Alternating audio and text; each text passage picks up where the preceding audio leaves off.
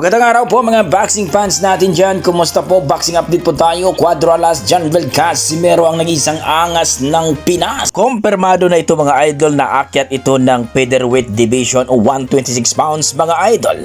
Ayon sa kampo ni Casimero o nag-isang angas ng Pinas ay hindi na sila lalaban muna dito sa super bantamweight division mga idol. Dahil walang belt daw ito. Lalaban muna itong si Casimero dito sa featherweight division mga idol para kumuha daw ng belt mga idol. Ang plano ng promoter ni Casimero mga idol ay kalabanin nitong si Stephen Fulton, ang kampiyon po ngayon sa WBC sa 126 pounds mga idol dito sa featherweight.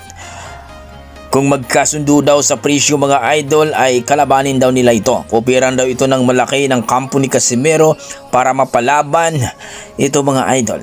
Ayon sa ating mga boxing fans, ito